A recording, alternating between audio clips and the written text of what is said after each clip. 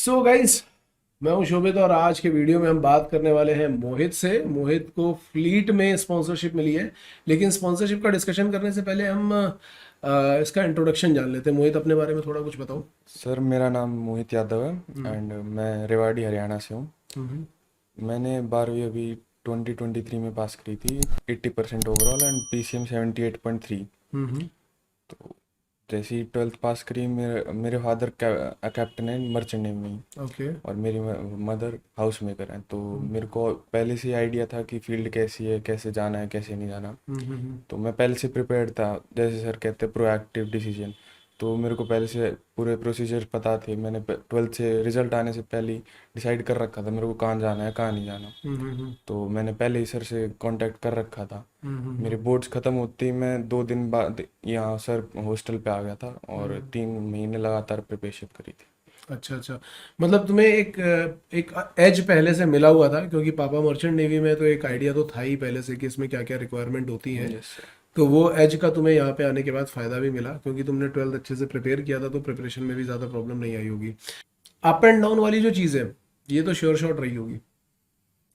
तो मुझे वो जो तुम्हारे अप एंड डाउन है ना, जब यहाँ पे तुम आए हो, काफ़ी कुछ तो स्मूथ रहा होगा, लेकिन फिर भी तुमने जो 3 महीने के अंदर अप एंड डाउन फेस किया, वो क्या क्या थे? सर मेनली स्टार्टिंग में आके सब बोलते हैं, जैसे हमारा पहले से मेंटालिटी थी कि सब बोलेंगे आसान है आसान है। और यूट्यूब पे आप सब देखते होगे कि आसान है जाना, इतना मुश्किल पेपर। पर इतना आसान भी नहीं है। उन बस आईएमई सीटी से आपको कोई स्पॉन्सरशिप नहीं मिलने वाली। हम्म। स्पॉन्सरशिप के लिए पेपर भी क्लियर करने पड़ेंगे और इंटरव्यू भी क्लियर करने पड़ेंगे। हम्म। तो उसी वजह से मैं मेनली आया था ऑफलाइन।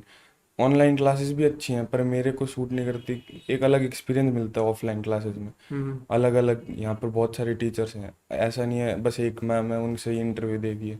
सब मैम को इंटरव्यू दो, जो भी मिले उनको इंटरव्यू। जितने अच्छे दोगे उतना ही कॉन्फिडेंस आएगा, उस उतना ही अच्छा रहेगा। हम्म। मेन।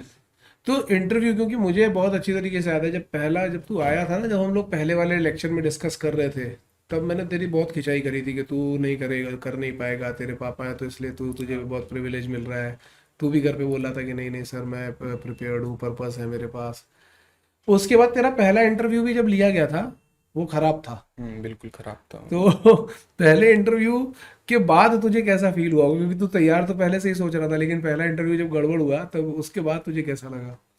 पहले फर्स्ट इंटरव्यू में मेरे को एक तो हंसी बहुत आ रही थी क्योंकि पहले कभी इंटरव्यू दिया नहीं था। हाँ। उससे पहले लगता था इंटरव्यू आसान होता है, पर ओरिजिनली जब बैठते हैं ना वो इंटरव्यू देने के लिए, तब जाके ओरिजिनल फीलिंग आती है कि कैसा स्पोकन इंग्लिश है, कैसा सब कुछ है। हम्म। टेक्निकल उस टाइम पे प्रिपेयर नहीं था। उस टाइम पे मेन फोकस था एग्जाम्स कैसे करने हैं कैसे नहीं करने। इंटरव्यू पे ज़्यादा ध्यान जा ही नहीं रहा था। उससे पहले ये टेंशन पे पहले पहले पेपर ही क्लियर हो जाए। हम्म। जनरली पहले ये दिमाग में रहता है ना कि पहले रिटर्न क्लियर करना है, साइकोमेट्रिक में क्या करना है। फिर उस समय लोग इंटरव्यू के बारे में सोच नहीं रहे होते हैं, और फिर अचानक से उनको याद आता है कि अरे अब तो इंटरव्यू आ गया, अब क्या करेंगे। हम्म। तो ये काफ़ी सारे प्रॉब्लम्स आते हैं उस ड्यूरेशन में।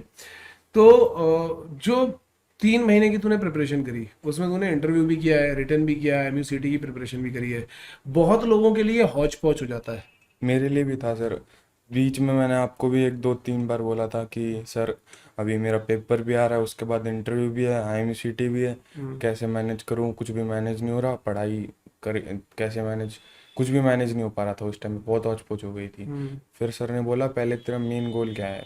उस टाइप पे फिर मैंने टाइम डिवाइड करा। टाइम मैनेजमेंट बहुत कम आई उस टाइम पे।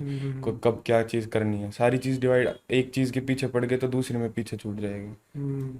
सारी देखो, चीज़। टाइम मैनेजमेंट उस टाइम पे, जब जब मैं बताता हूँ ना, जिस टाइम पे कि टाइम मैनेजमेंट करना चाहिए, तब ऐसा लग रहा होता है कि क्या ज़रूरी है टाइम मैनेजमेंट करना? सर बता रहे हैं ये काम करेगा भी कि नहीं करेगा, थोड़ा डाइसी लगता है, डाउटफुल लगता है। लेकिन अभी, जैसे उस समय तो तुझे डाइसी लग रहा होगा, हम्म। अभी जब तू सब कुछ करके बैठा हुआ है, तो तुझे क्या लग रहा है कि तुझे, अगर तू और ज़्यादा अच्छी तरीके से करता तो और क्या हो सकता था? अगर मैं पहले समझ लेता कि कैसे सब कुछ करना है तो शायद सिनर्जी और इन सब में भी जा सकता था। पर अभी भी मैं सेटिस्फाइड हूँ फ्लीट से, मेरे को अच्छी हम्म। लगती है फ्लीट। हम्म। पर ये लाइफ का मोटो अच्छा हो जाता, डिसिप्लिन ज़्यादा आता मेरे अंदर, आगे काम आती ज़्यादा। टाइम मैनेजमेंट हर जगह काम। कॉलेज में भी इतने सब्जेक्ट्स पढ़ने हैं, इतने एग्जाम्स हैं, वहाँ पर भी टाइम मैनेजमेंट बहुत काम आना है। ऐसा नहीं है बस स्पॉन्सरशिप ले ली और नौकरी है। हम्म। तो अभी अगर मैं तुझे बोलूं कि तुझे मैसेज देना है उन बच्चों को, क्योंकि तेरे पास एक एज था, तेरे पास मर्चेंट नेवी के बारे में काफ़ी इन्फॉर्मेशन थी, लेकिन वो बच्चे जिनके पास मर्चेंट नेवी में इन्फॉर्मेशन नहीं है या जो यूट्यूब पे ही जाकर के इन्फॉर्मेशन ढूंढ रहे हैं, उनके लिए तेरा सजेशन क्या होगा? मेरा मेनली सजेशन तो यही है, कोई भी आप सर को कॉल कर लो, या फिर जो भी आप, कोई ना कोई रिलेटिव तो मिल ही जाते हैं आपके गांव में या आपके अराउंड में, उनसे रियलिटी चेक लो। यूट्यूब पे काफ़ी चीज़ें बता नहीं पाते लोग, तो इससे अच्छा आप पहले ओरिजिनल चेक भी लो, रियलिटी चेक, और सर को भी कॉल करो कैसे एग्ज़ाम होते हैं, कब होते हैं, पहले से ही प्रिपेयर्ड रहो कब होते हैं। आखिरी एग्ज़ाम ऐसे सोचो कि बोर्ड्स का रिजल्ट आएगा उसके बाद देखूंगा, ऐसे फिर वो मैनेज नहीं हो पाएगा, फिर आपका एक साल डूबता ही डूबता है। तो हाँ, ये यूट्यूब पे एक्चुअल में क्या है कि काफ़ी ओवरलोडेड इन्फॉर्मेशन है। हम भी इन्फॉर्मेशन बनाते हैं, दूसरे लोग भी बनाते हैं। आप एक ही चीज़ को देखोगे, एक चीज़ पे लोग 10 लोग अपना 10 पॉइंट ऑफ व्यू रखेंगे, तो 10 पॉइंट ऑफ व्यू से आप खुद परेशान हो जाओगे। तो मेरा सजेशन है कि कहीं पे भी जाओ, लेकिन 1 to 1 जाकर के अपना पॉइंट ऑफ व्यू क्लियर करो, अपनी प्रॉब्लम्स बताओ, क्योंकि हर एक इंसान अलग तरीके से बना है। मंजीत है या दिव्यांशु है या अनमोल है या अ, देवांग है, ये सब अलग अलग स्टूडेंट है। इन सब के लिए अलग अलग टेलर्ड प्रोग्राम होता है, अलग अलग माइंडसेट है, अलग अलग सोचने का तरीका है।